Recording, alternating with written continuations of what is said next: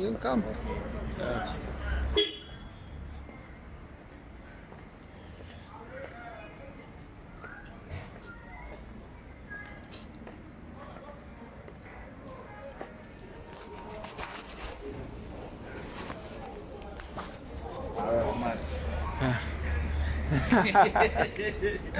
But I say Ibasara Chona. Yeah, Ibasara Chona. We have to do it this way.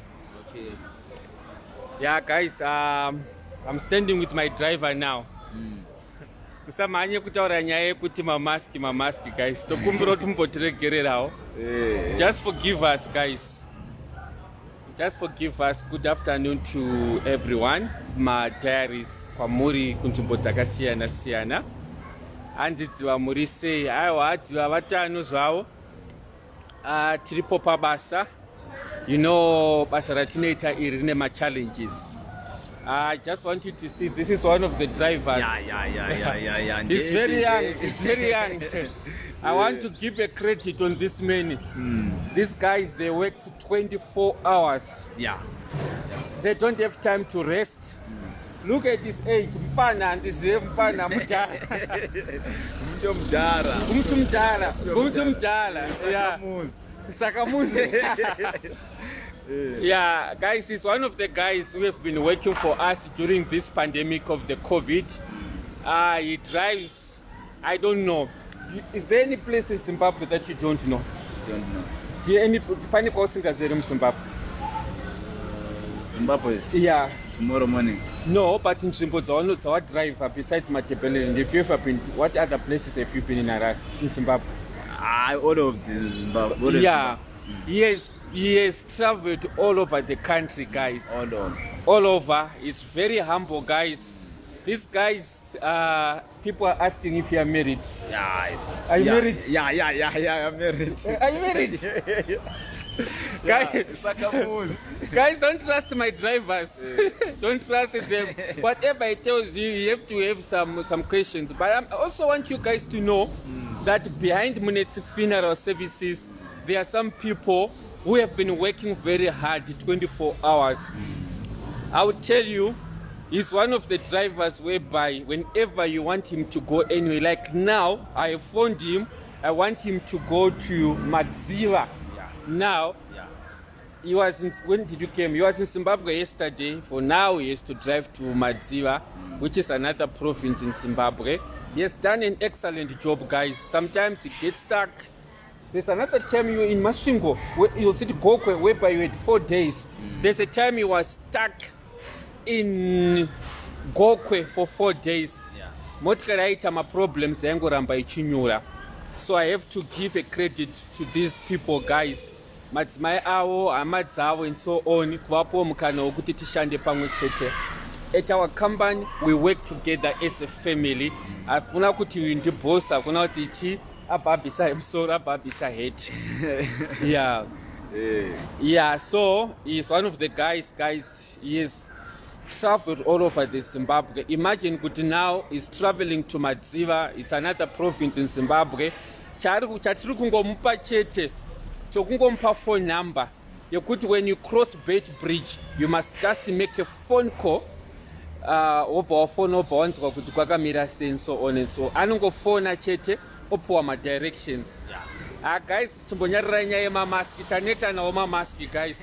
To be honest, guys, I know you're more concerned about my health, about my safety and so on, guys, but ndokumbira uyachangobva kutestwa izvozvo, ma results akabuda ari right, ini ndiri chiri right, saka chimbotimirayo, I know hangu.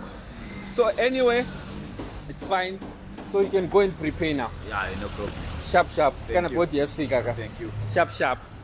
Ya kumbondogadzirawo, anofana kungondogezawo nekupiwo kambuva kako kachikafu kake kuti adyiwa ari parodi nekutora madocuments ake. But anyway, I want to thank community again here to Cape Town. There's a boat that we repatriated yesterday. Yasvika kumarondera. Yeah. Area ndinayo unogona kungonakurirwa foni. Akumana anogona kutongokutorera anytime. Saka ndozvokutongotambo wakaita se wakavhunduka. inongorekana yangonzi kwa yatoenda. But anyway, kana vatora. There's a boat that I repatriated 2 days ago. Dakukutenda community mu Cape Town in Zimbabweans. I just want to be honest with you guys. This body has been with us since October last year. October, November, December, January, February. Munu yakafa ni accident, and there was a dispute among the family members. Kuti body yetwa seo and so on. They've been fighting. Finally, some people approached me. Bakata, Mr. Munetsi, body ainga gari 5 months. Body ainga gari 5 months. Yakadaro. Tokumburo kuti muchibatsire. So now we managed to repatriate that body yanga in 5 months. Yakangogara, and it's just a disaster. Yashika kumarondera. Kune mango my friends vari mu Johannesburg, vari mu Cape Town. They managed to give us 5,000. Yeah, but vakakwanisa kutibhadhara 5,000. Then Marion patangowedzera. Instead of paying about 18,000, they just gave us 5,000. Then we managed to make sure that the boat yasvika kuZimbabwe. So if you check on my page, muchaiona nyaya yachona. So rudo rwamakaita, thank you very much, Zimbabweans. Whenever you need help, repatriations, help us, call us, and we'll be able to assist you. Yes, mask. Yes, the body has been with us since October last year, but taende sub Zimbabwe. And today, driver wangu kamfana katinoti shota akasakamza kamfana kadikaka. I know he's not a Zimbabwean. He is a South African. That's why I know sometimes achimbo mixana pama languages hapa. Kuti iye home language yake anotaura Tswana, anotaura Sotho. And we have also managed to create employment opportunity for my South Africans, not only my Zimbabweans. Actually, to my Zimbabwe ativape basa, but dambudziko ramadzangu dzokumusha munongoziva kuti madhira apere parod. Notaura nawo, zvipande zvavo zvakawandisa. But we also have to mix diversity. It's very important so that avati attack vachita kutitora mabasa. Those are some of the statistics that we show the South African government. Kuti we are not only creating opportunities for South Africans or for Zimbabweans only, we are also giving jobs to South Africans. So anyway guys, chandanyanyo fonera ndechekutenda vanhu vakabatsira kuti body yanga ine 5 months iri stuck mu South Africa yasvika kuZimbabwe. If you check on my page chairo lakanzi More Boys Munetsi, not the page chairo ema likes rere, you see the stories there, body chisvika and so on. Munhu achinakwanisa kuvikwa nasi. So we are brothers keepers.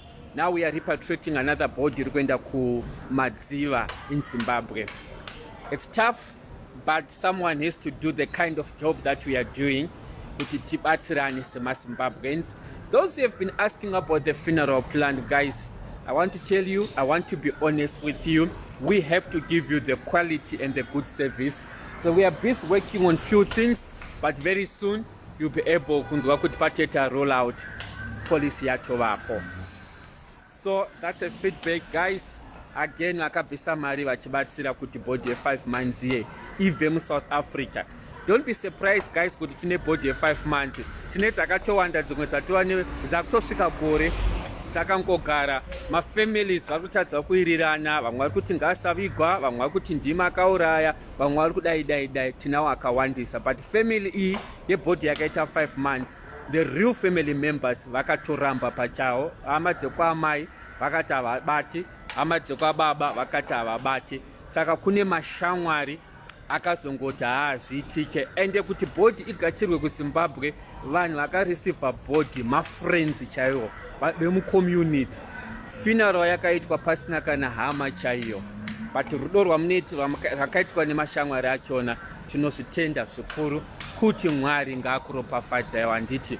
So don't hesitate to contact us. Une hama yako yafirwa ukuda kuti body ende kuZimbabwe, just call us, we assist you. My diaries, SIS MELLY, you always refer some people.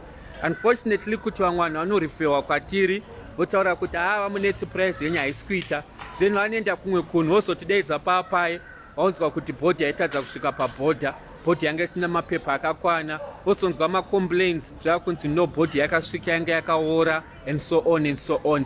Vanhu vanenge vakata maexpense ekuti they don't have, havana basa nekuprotecta their name. Isusu tinozama nepatinogona. Ndisakunyadzisewo madiaries. I know kuti madiaries ndimi munondisimudzira, ndimi mabhosi chaiwo chaiwo. You support the company. I'll tell you, even the little that we get, because isusu tinoita basa rekubatsira vanhu, basa rediri. God is opening opportunities, He's expanding the business, and we are doing other things that we are going to share the information with you guys very soon. So anyway, ndangoti ndingokutendai, handidi munhu wokuti ndimosongoti komukoma mo boys vari kupi vatizii vaita sei. I always come back to the community ndichikudzai kuti zvakamira sei and so on. Hama dzekwaChinyerere, I can assure you kuti bhodhi yenyu ichasimuka manje manje. Please musanyanyotifonera bhodhi inosvika, because the moment we give the number yakapinda mufamily group ya driver, mumwe angofunga kufona after 10 minutes waakupi, mumwe anongofona kuti handangonzwa kuti waapapi, mumwe achibva kufona. So just be patient with us. We'll definitely make sure kuti bhodhi yenyu yasvika zvakanaka. We will continue to save. That's my theme, kuti we are saved to save. God bless you, my diaries. Mwari akuropafadzei. Handiti tongoramba tichingonamatirana. Ona tiri mupandemic yeCovid haisati yanasopera, but tinoziva kuti upenyu hwedu huri mumaoko maMwari. It was really sad, guys. Takarasikirwa nevashandi vedu vaifa, vakaafektwa, vamwe vanhu vakasiyiwa mabasa pakangotanga COVID. But the biggest impact on the business ndepekuti takarasikirwa nevamwe vataishanda navo, but Mwari akangoita kuti tirarame. So God bless you, my diaries mese. Love you too. Love you. Sure.